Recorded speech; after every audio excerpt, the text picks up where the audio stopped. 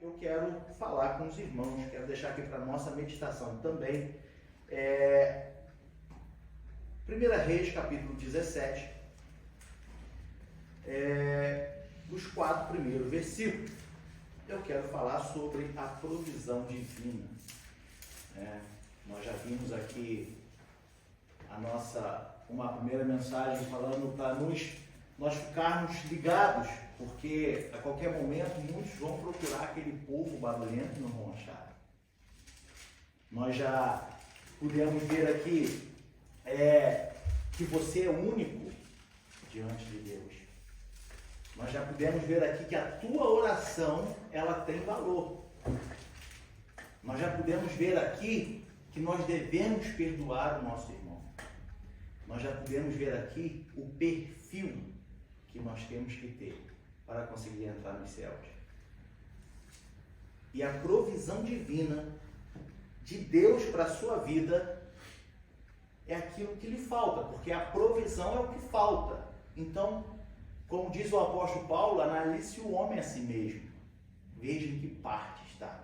E para a nossa meditação eu deixo a provisão divina em 1 Reis, capítulo 17, os 4 primeiros versículos, que diz assim: Então Elias, o tisbita, dos moradores de Gileade, disse a Acabe: Vive o Senhor, Deus de Israel, perante cuja face estou, que nestes anos nem orvalho, nem chuva haverá, senão segundo a minha palavra. Depois veio a ele a palavra do Senhor, dizendo: Vai-te daqui, e vira-te para o oriente, e esconda-te junto ao ribeiro de Querite, que está diante do Jordão. E há de ser que beberás do ribeiro, e eu tenho ordenado aos povos que ali te sustenham. Amados, uma coisa eu digo com toda certeza que a Bíblia nos dá: que Deus tem prazer em cuidar dos seus. Davi, no Salmo 145, no versículo 20, ele diz que o Senhor guarda a todos o que o amam. Então ele cuida de nós. E nós vemos isso se cumprir na vida do profeta Elias. Primeira coisa que nós devemos imaginar e meditar no versículo 1. O profeta Elias, o homem de Deus, ele chega para Acabe e fala: olha, não vai chover, segundo a minha palavra. E isso é interessante a gente entender, por que Elias fala segundo a minha palavra. Já foi falado aqui pelo nosso amado irmão William, tendo um bom contexto histórico, sobre Jezabel, que levou o Deus Baal para o meio do povo de Deus, para o meio do reino de Deus. E Baal era visto como o Deus da fertilidade pelos cananeus, o Deus que provia a chuva, que abençoava a colheita. Segundo Baal, era ele que fazia toda a colheita ser produtiva. E poucos se levantavam contra Jezabel, porque Jezabel, ela não aceitava que ninguém vinha contra o seu Deus.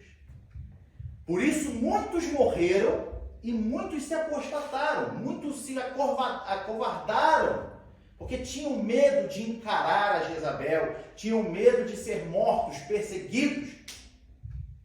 Só que aí veio um homem de Deus e fala assim, segundo a minha palavra. Isso ele estava dizendo assim: eu tenho certeza no Deus que eu sirvo.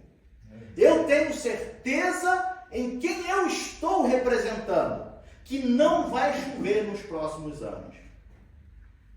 Elias está mostrando para Acabe, que tinha se corrompido, porque a Bíblia vem nos dizer que Acabe cometeu o pior de todos os erros dos que vinham antes dele, pior do que Jeroboão.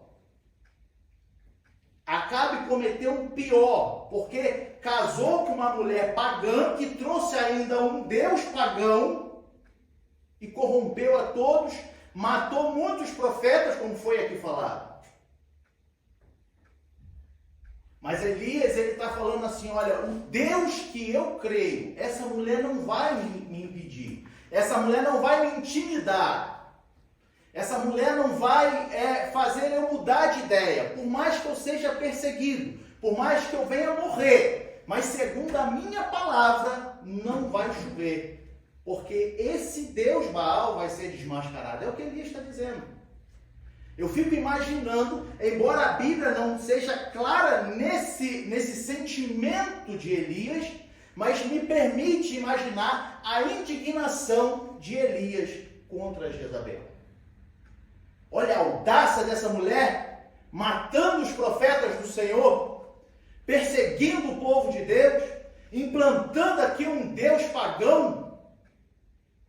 Ah, não, eu vou lá e vou falar com ela. Vou falar com Acabe, que ele é o Deus que está abençoando a colheita. Ele é o Deus que permite o sol, a chuva, é Ele que está abençoando. Então vamos ver, não vai chover. E eu quero ver de onde vocês vão tirar comida. Elias está mostrando aqui a sua fidelidade a Deus. O quanto ele era fiel ao Senhor. Ele encarou, fazendo isso, a morte. Ele encarou a perseguição. Ele foi audacioso, mas porque ele sabia o Deus a quem ele estava representando. E aí me faz parar para meditar, como se Elias soubesse, já como o escritor aos Hebreus diz, né? Foi até citada aqui a primeira parte do versículo, no capítulo 10, versículo 38, o justo viverá da fé. Mas aí ele continua, se ele recuar, a minha alma não tem prazer nele. Muitos se apostataram, muitos morreram, muitos se acovardaram. Mas Elias não recuou. Ele viveu pela fé. Ele não se recuou. E aí ele foi em frente. Ele encorajou. E aí a gente começa a ver a provisão de Deus, a provisão divina na vida de Elias no versículo 4. No versículo 4, nós vemos que quando nós somos fiéis a Deus, não importa a circunstância, custe o que custar, Ele é fiel a nós e cuida de nós. No versículo 4, nós vemos ele dizendo assim, olha, há de ser que beberás do ribeiro. E aí vem a provisão divina, né? Ele diz, versículo 4, e eu tenho ordenado aos corvos que ali te sustentem.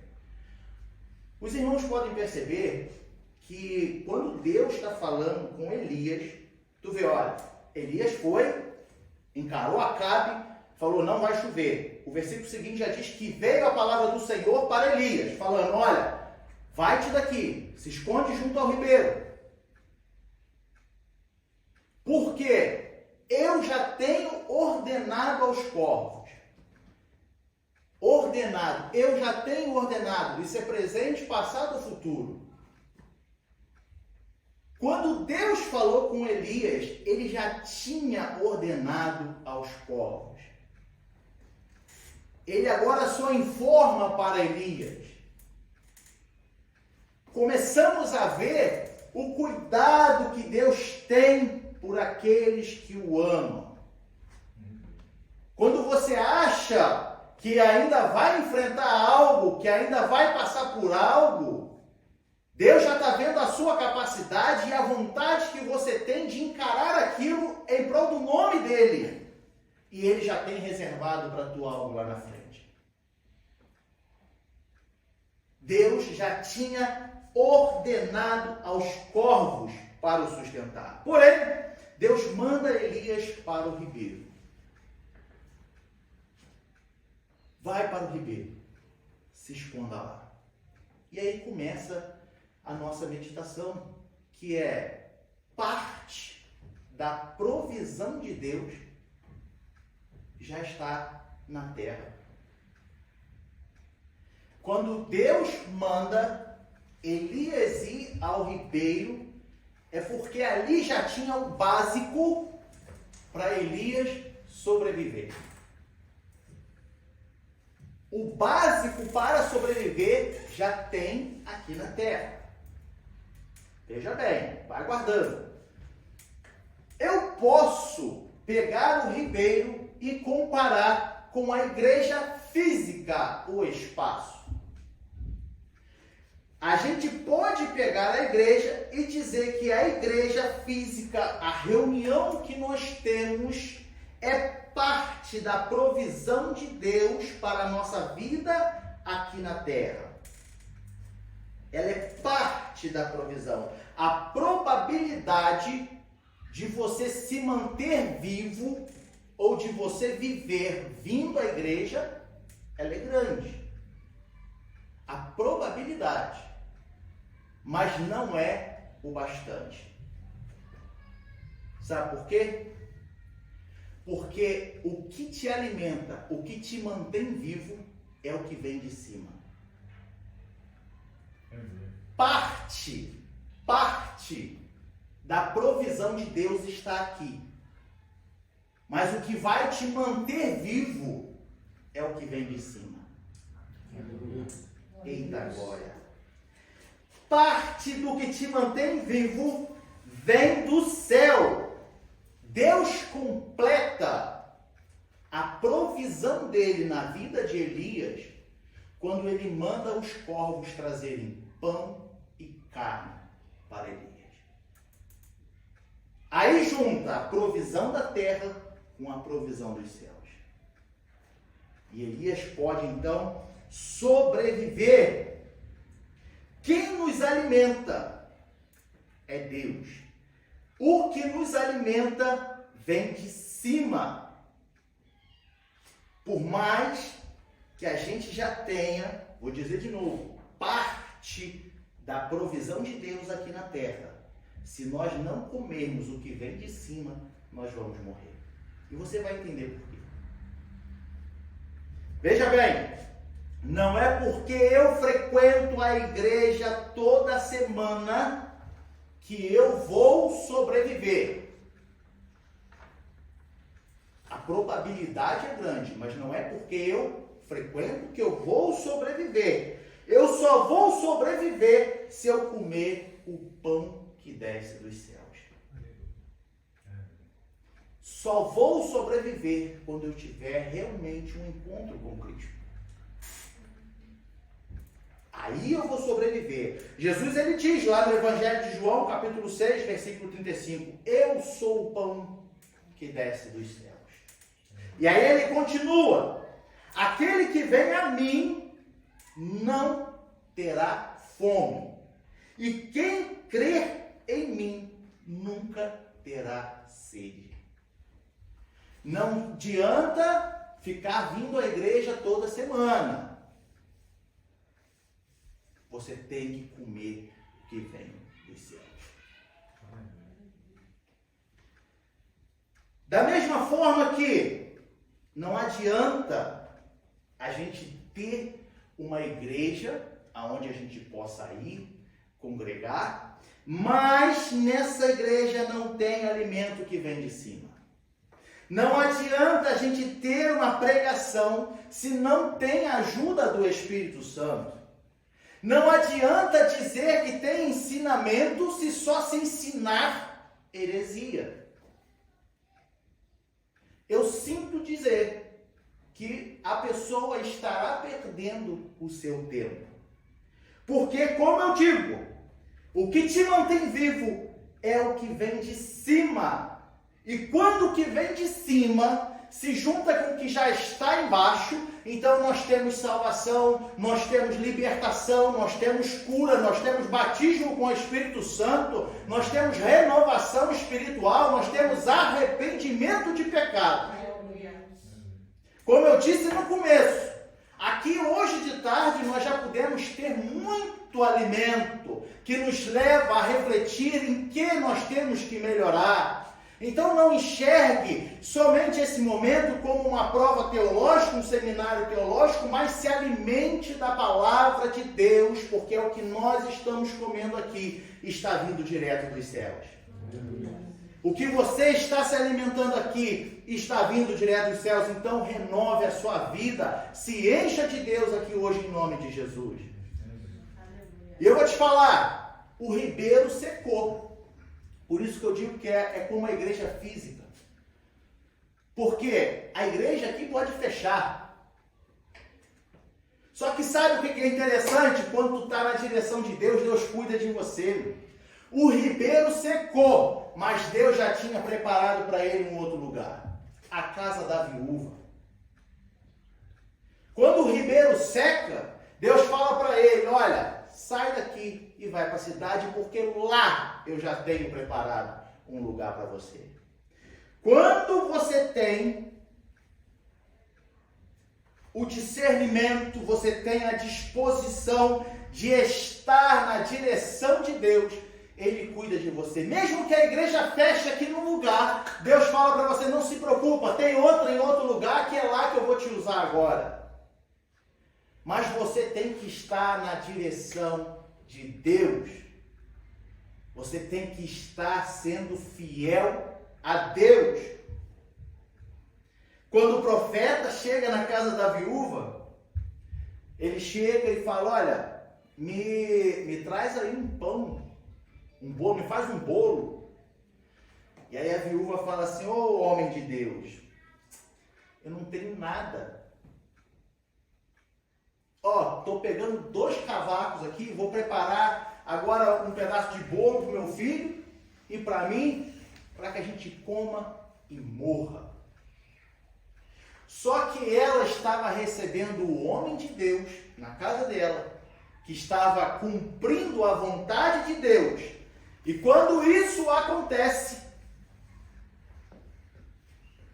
que o homem de Deus vê ali que ela também estava precisando, padecendo ali a necessidade por causa da seca, ele fala para ela assim no versículo 14, eita glória, a farinha da panela não se acabará, e o azeite da botija não faltará, até o dia em que o Senhor dê chuva sobre a terra.